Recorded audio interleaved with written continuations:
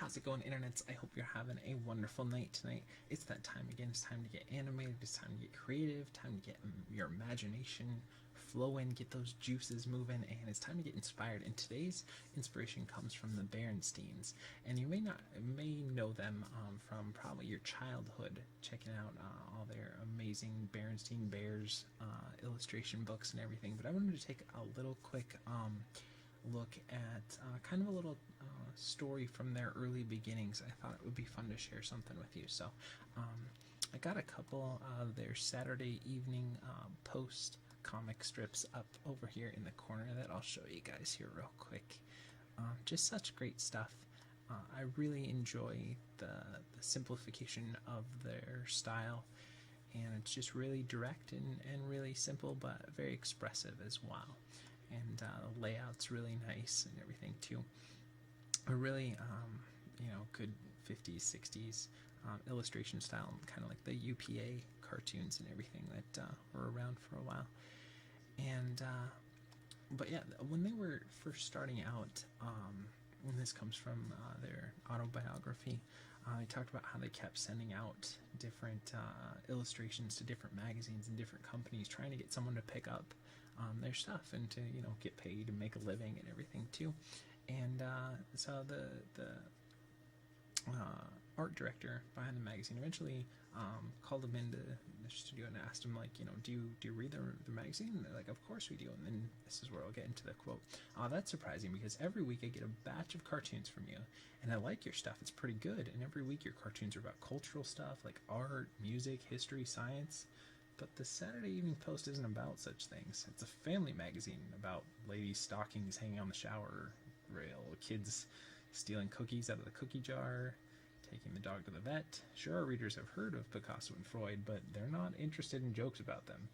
What they're interested in is in jokes about themselves. Does that make any sense to you? And I think the key behind all that is to just know your audience, know who you're talking to, know that you're going to be talking about subjects they'd be interested in.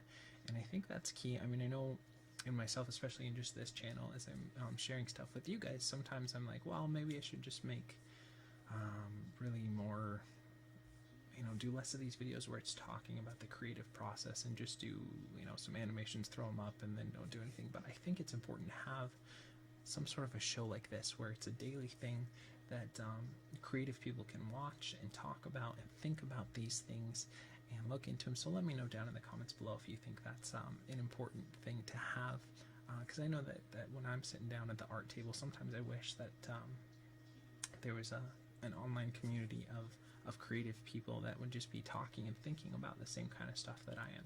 And so it's important, I think, to know your audience, and that's not something that's going to come right away. It's something that you have to develop and understand yourself and understand the audiences out there and understand what things that you want to direct your focus on.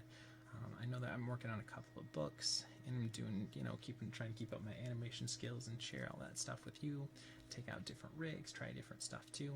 But I think in the end, you got to figure out where your main focus is going to be and who that main audience is, and then tailor your stuff to them. And does that mean that you don't stay true to yourself? Absolutely not. You want to be a creative person. You want to be true to yourself and your own visions and all that.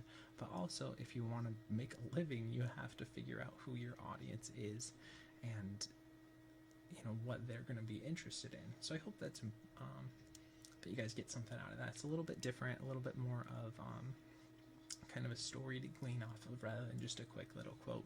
But I thought it was an important thing that we haven't really talked about before, and that's about knowing your audience. If you're an animator out there and you're doing, like, let's just say a strawberry shortcake, you're on that team and you're animating for that company, but you do like this incredible fight scene with the strawberry shortcake characters. Maybe that's not the audience for that. Maybe you should go and work in video game animation or something. And it depends. Maybe the scene calls for something like that too. You have to just kind of know what the goal is of the overall book or album or movie or whatever it is, and see if that fits in there, and also see if there's going to be an audience that's going to be receptive to that as well, because that's a lot about creating. Isn't, even though it is about the creator, it's also about people viewing or listening to or experiencing the creation. Okay, so that being said, let's I'll definitely link to this article as well, so you guys can read that up and check it out for yourselves. It's really some great stuff, and I really enjoyed looking at some of Stan and Jan Berenstein's earlier work. I thought it was really inspirational and really nice too, so I'll go ahead and link over to that in the information below. But today we're going to be taking a look at the last of these box creatures, which are free rigs that you can grab from Creative Crash, which I will link down in the information below. And this is the bird rig, and I was thinking for this one maybe we could do something kind of like a proto-dragon, where he'd like walk with his wings as arms, kind of a thing. And just a quick pitch, if you don't know what we're going to be doing with the rest of this video, give ourselves 48 frames. That's about 2 seconds of animation. I've never used this rig before. I try to find a new rig to share with you guys every day, and see what we can come up with. Pretty much about an hour is where we're kind of leaning to, sometimes a little bit shorter, a little bit longer, a little bit of over-the-shoulder animation, a little bit of instruction, and hopefully overall you just get inspired to go out and create something of your own. And if bare minimum you're just pushing your skills forward, or pushing your imagination, or just getting inspired overall. So that being said, let's go ahead and get started. I did already save this file and wanted to turn off everything except for our nerd curves, surfaces, and polygons. And let's get into that ever important pose here. And now we gotta find where the root controller is. I thought that was gonna be it. That doesn't seem to allow us to go any lower, so let's see.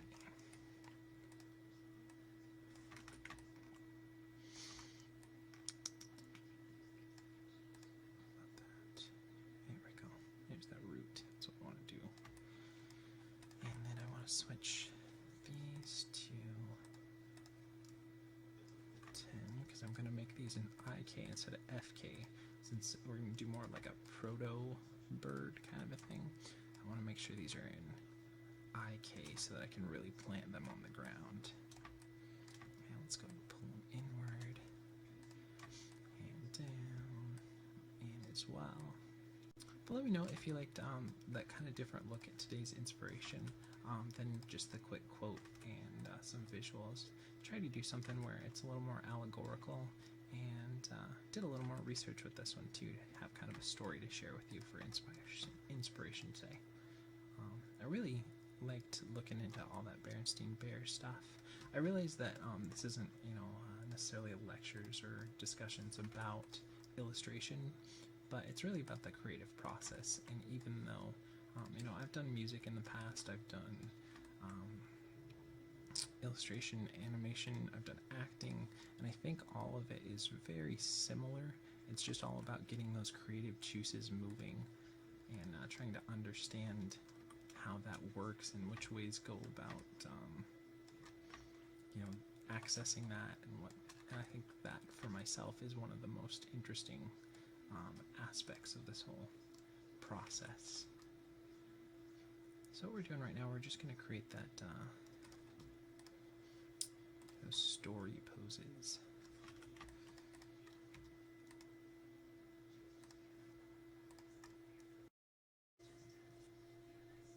How's it going, internets? Sorry about that. I guess I'm having a little bit of audio issues today. The audio kind of cuts out after about 8 minutes in the video today, so I'll have to do some research and see if I can figure out why. It seems to be working fine again when I'm doing this. But that being said, I'll go ahead and put the rest of it at the end of the video, so you guys can do it. Unfortunately, I won't have audio to go through and explain how I did everything, so the video will still be there. If I can figure it out, I'll put some background music or something in there. But I hope you guys take away from this video, get inspired to go do your own stuff and create. I think this walk turned out pretty good. And then just looking at the stuff from the Berensteins again, to just kind of know your audience, know where you're going with your stuff, know who you're talking to, and really try and tailor, like if you're sending out a demo reel, tailor your stuff to whoever's going to be looking at it. Alright, thanks again everybody. Sorry about the audio being funky today. Hopefully it won't happen tomorrow. I'm really not sure. Everything seems to be working fine on the end, so maybe it was just a fluke. Alright. You guys have a wonderful day. You're awesome. And like I said, I will throw everything at the end of this video if you guys do want to watch it, and I think I'll try and figure out how to put a little background music or something, some of stuff just so that there's some audio as well. Okay, thanks again, guys. You have an amazing day, and I love y'all, and see you tomorrow.